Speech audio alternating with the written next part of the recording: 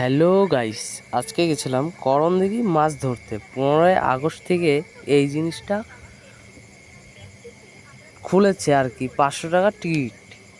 তো এখানে অন্য অন্য অনেক মানুষই আসছে মাছ ধরতে, অন্য অন্য জায়গার থেকে, কলকাতা, নবদ্বীপ, মায়াপুর, মানে ডালখোলা, ইসলামপুর, রায়গঞ্জ, আরও বিভিন্ন বিভিন্ন জায়গার থেকে মাছ ধরতে আসছে। আর এটা হচ্ছে আমাদের গ্যাংস্টার ডালখোলার থেকে কিছু দাদারা আসছে, আর আমাদের করণদিঘির থেকেই।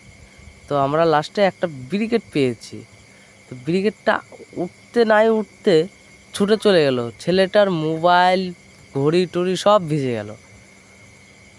সো লাস্ট টাইমে আর একটা মাছ পেলাম, একদম শেষ পর্যায়ে আমরা বাড়ি যাচ্ছি। এখন কিছু দাদারা বাড়ি যাচ্ছিল, তো বললো যে দাঁড়া দাঁড়া দেখে যাই। তোরা দেখে আমরা বেশ পেলাম মাছ ধরার একটা। ছোট মাছ হলে কি হবে, কিন্তু আমাদের মনে খুব উৎসাহ যে আজকে আমরা একটা মাছ ধরতে পেলাম লাস্ট পর্যায়ে। পেয়েছিলাম 2-3 কেজির, সেটা আমরা ধরতে পারিনি, আমাদের হাত থেকে ছুটে গেছে। আমরা খুব খুশি।